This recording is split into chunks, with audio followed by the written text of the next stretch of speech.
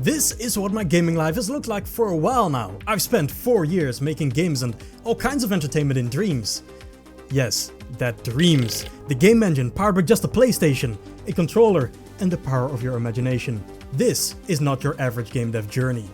But in fact, I kind of prefer it not to be your average game dev journey, because while real game devs with their silly real engines were slaving away making all kinds of 2D game prototypes and googling compile errors and working on all sorts of dream projects that they're never gonna finish, I've been building an empire experienced by thousands, on top of a shaky wooden bridge that will collapse the moment Sony stops holding it up. But let's not dwell on that too long. This video will go over my entire game dev journey. We'll slowly go from beginning to end. Or actually, let's not do that, because I already have a video going over my Dreams journey, and I'm not about to make the same video with just a year added to it, especially since I've made hundreds and hundreds of creations and adding them all into one video is just an absolute nightmare. It's just not gonna happen. Instead, I'll do something way more useful. I'll do just the highlights and definitely the failures as well. Which I'll be able to say more about than, I made this in January and this in February. But come on, what better way to start than this? This is a classic. What you're looking at is me not knowing what I'm doing. When I started Dreams, I wasn't just bad, I was hopeless. I couldn't make anything. This is the first environment I made in Dreams, never released. I struggled to make everything here and my inspiration ran out the moment I tried making that bridge. I tried to make a platformer and couldn't make the platforms rotate. I tried to make a lightsaber FPS character and just froze up the moment I needed to make any animations. Especially now we have some new people in Dreams again understand that Dreams is a game engine, and like any game engine, it has a steep learning curve. You will get over the hump, but what you need to get started is really a simple project that you still feel really passionate about. For me, it was recreating the apartment from the Cyberpunk 2077 trailer. Next highlight has to be my FPS template. My FPS template. This is probably the most important creation I've ever made. I started work on it literally only 2 months after stumbling around like an idiot.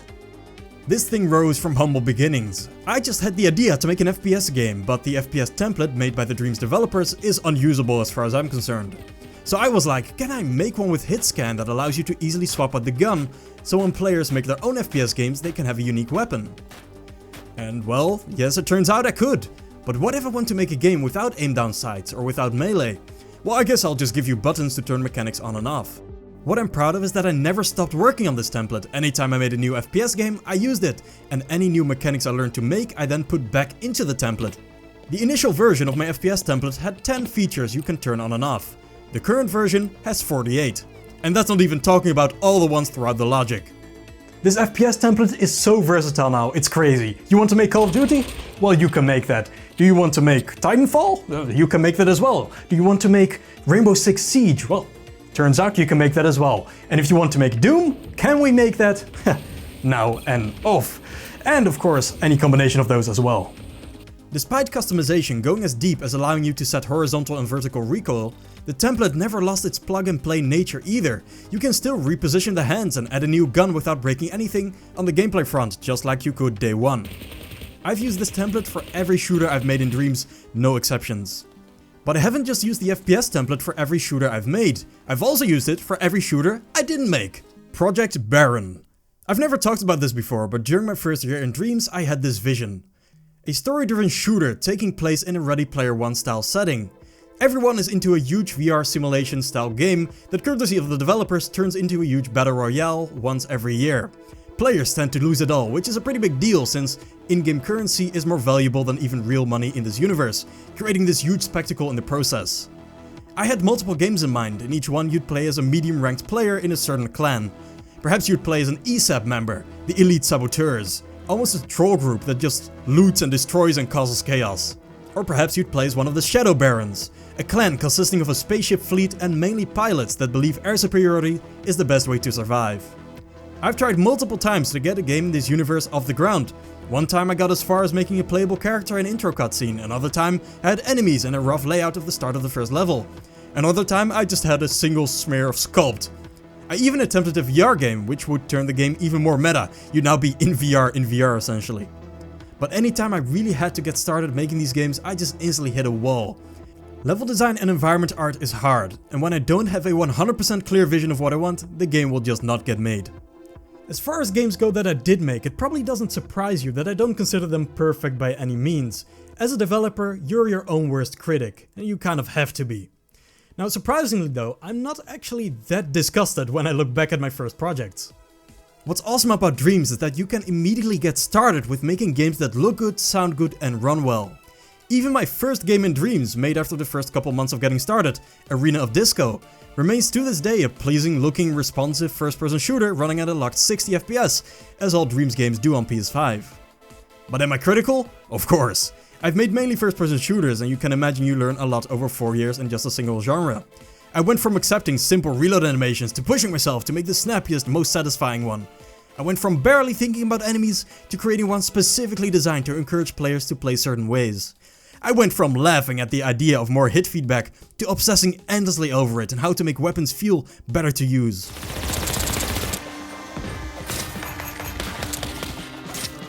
That all said, I still don't feel like I've actually made a good game yet. I've never quite reached that perfect mixture I'm happy with. Either the levels are just a bit too barren, the story too obscure, the enemy variety too low.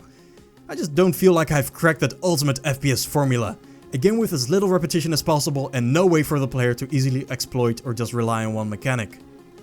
Now my most popular game in Dreams is Relentless, made at the start of year 2 of Dreams and coincidentally the start of the pandemic. This allowed me to create for literally like 14 hours a day for months on end, creating in the process a game way more expensive and polished than should have been possible for me at that moment. But I was just able to throw my time at it and it worked out. This game has been played by over 80,000 players, which is pretty crazy. It's basically a Doom 2016 parody game, which I say specifically because Doom Eternal wasn't out yet. Eternal became my biggest inspiration for game design in general once it came out. That player count, by the way, is kind of the advantage of Dreams really. I mean, if you want to make money, Dreams is obviously not your place. But if you just want to make games and tell stories and make art and share it with the world and have people actually see it and care about it, well, I don't think there's a better place than Dreams. Obviously, I'm mainly interested in making games, but because making games requires so many disciplines, I inevitably release some different things as well through the years. This short vignette called Sign of a Rider still being one of my favorites. It's just exactly what I wanted. I can't tell you too much about the 3 rider pieces I made. This is all part of something bigger that might never happen, but I prefer to keep it close to my chest for now. On the game end, I talk a lot about shooters, making one game in my repertoire really stand out, Standoff, my 2D competitive local multiplayer game. I still love this thing. It's a collection of a bunch of game modes like Capture the Flag, Oddball, Deathmatch and a Nidhogg inspired one that you can play against each other locally. Since I made templates for game modes, you can right now make your own levels for it if you want to. Templates are kind of my thing in Dreams, and over the years I've made a ton of them. They're really fundamentally part of my creation philosophy. I believe them to be really important. When I make a template for something, it first of all raises the skill floor. It took me 4 years to get where I am with FPS characters and enemy AI, but if today's your first day in Dreams and you wish to make a first-person shooter, you can simply drop my FPS template, enemy templates and vehicles in the scene, and you instantly have a playable game of pretty decent quality. I can't say I release templates just for the greater good though. There's a reason why you've never seen me make a template that I wouldn't clearly want to use myself. Making a template public forces me to make the logic neat and document it well. It forces me to make things modular and compatible. This is a bit of a pain at first, but then allows me to also make games much quicker later. I've never made enemy AI, an FPS character, or even a spawn sequence from scratch for a game. It's always been based on my templates for every single one of my games. Now that doesn't mean all my templates are great. My initial VR combat template is absolute trash and I want to delete it from the face of the earth. Though I blame its shortcomings partly on Media Molecule for creating such a bad standard control scheme for VR that it's almost impossible to create a good game with it. I later made another VR combat template that's much better. How VR in Dreams was fumbled can be a whole video in itself, don't allow me to get on that rant. If there's one nemesis of mine in Dreams, it's enemy AI. AI is what I believe to be the biggest barrier to entry for creators wanting to make any kind of combat-driven game in Dreams. When you're new to Dreams, making a walking simulator, horror game or platformer is still very achievable, and making a playable character with combat moves is also doable. But making functional enemies? Brutally difficult. Luckily, there's plenty cheating we can do from the development end. The simplest one, invisible walls that only collide with enemies to prevent them from going where they're not supposed to. But I have more tricks up my sleeve. In Corrupt Escalation, the game with my craziest player movement probably, I made enemies jump or fly upwards and towards you whenever they can't see you. This allows them to get to you even when you're on a ledge. By giving them a jetpack effect anytime their feet don't touch the ground, it feels totally legit, even though it totally isn't. I've reinvented enemy templates multiple times, and it's only the one I made this year that I think I'll stick with for a while. Though it is pretty difficult to use for the average player, so if you're interested in dropping some quick shooter enemies into your own game, I recommend my different enemy type templates or custom characters. What's overall crazy though when it comes to Dreams is that even though I've spent 4 years almost exclusively playing it and nothing else, there's still so much I want to make. I want to make this fantasy badger open world game. I want to make an expanded version of Concrete Sea, a surreal proof of concept VR shooter I made recently. I have another fun idea for a VR game that I don't want to spoil quite yet. I want to make this third-person shooter where you fight skeletons.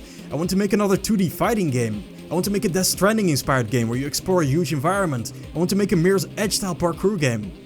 If you're interested in seeing these projects and my creation process, be sure to subscribe to this here channel, of course. I still genuinely have so many stories I want to tell and so much gameplay to create. How long I'll feel motivated doing it does partly depend on how long I'll have an audience in Dreams on YouTube. Things seemed pretty dire the last months, but with Dreams releasing on PlayStation Plus, I have hope we'll see at least a small boost in players for a short moment. Dreams remains one of the coolest and impressive games ever made. It's more than even a lot of game engines can say they are. It's an entire creation suite that caters to every digital art discipline, from music to animation and from modeling to programming. People always smugly say that we dreamers are wasting our time, but no. We could have been playing any other game. We could have been grinding in GTA Online and ranking in Siege. Instead, we used our time to create art, music, movies and games that had an impact on hundreds of thousands of people. And in 10 years, when GTA Online will be a thing of the past, we will be the only ones left with something still worth sharing with others. Like a Minecraft player returning to their first worlds a decade later, or like looking back at drawings made during your childhood. Creation in itself is a time capsule that only gains value over time. As far as games go, I couldn't imagine a better one to spend 4 years in. Yeah, but that's enough. I need to get back to creating. I heard we're gonna get a lot of new players soon, and I don't want to miss out on this last opportunity to really turn some heads. Thank you for watching. I'll see you around. Hopefully quickly.